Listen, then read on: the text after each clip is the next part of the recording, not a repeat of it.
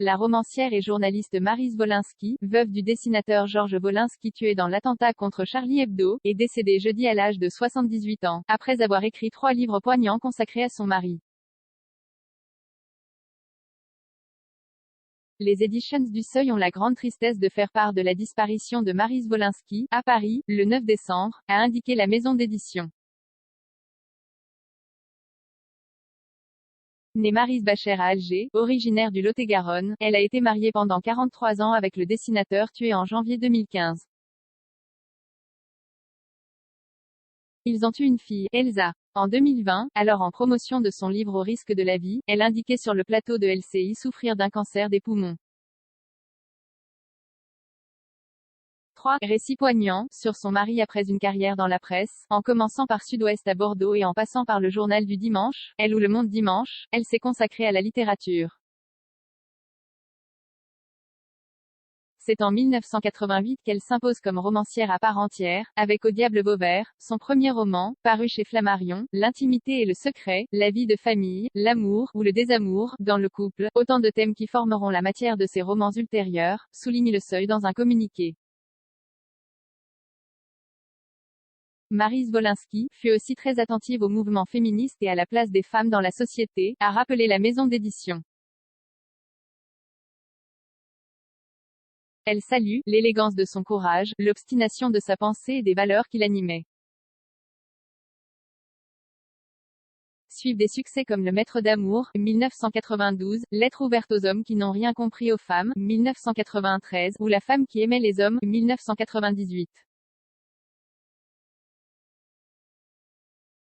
Après la mort de son mari, elle lui a consacré 3 livres publiés par Le Seuil, 3 récits poignants, Chérie, Je vais à Charlie, 2016, Le goût de la belle vie, 2018, et Au risque de la vie, 2020. Partie civile au procès de Charlie, elle avait raconté que Wolinski n'était plus aussi heureux dans un journal qui avait perdu l'ambiance rigolarde et fraternelle de ses débuts. Elle déplorait par ailleurs que la sécurité n'ait pas été à la hauteur autour d'une rédaction régulièrement menacée pour ses critiques contre l'islam. Qui avait donc pris la décision d'alléger le dispositif de protection, et pourquoi? Il y a eu des failles dans la sécurité de Charlie Hebdo et elles sont nombreuses, écrit-elle dans Chérie, Je vais à Charlie. Au procès de cet attentat fin 2020 devant la Cour d'assises spéciale de Paris, elle était partie civile. Mais avant l'ouverture des débats, elle avait affirmé que l'audience ne répondrait pas à ses questions sur les dysfonctionnements de la police et de l'antiterrorisme. Fine observatrice de la société, Le Seuil l'a décrite comme une fine observatrice de la société, et une militante, implacable de la liberté d'expression et des valeurs républicaines et démocratiques face à l'obscurantisme. Elle aura porté avec une profonde conviction et un grand engagement le projet de création d'une maison du dessin de presse et du dessin satirique, selon l'éditeur.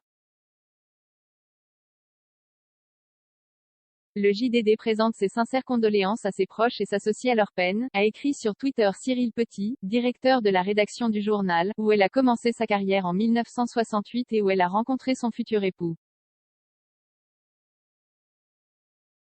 Très attristée de la mort de Maryse Wolinski, que je n'ai rencontrée que récemment pour défendre avec elle son projet d'une maison du dessin de presse. Une femme meurtrie mais chaleureuse et pugnace, a tweeté le dessinateur Xavier Gors, le père des indégivrables.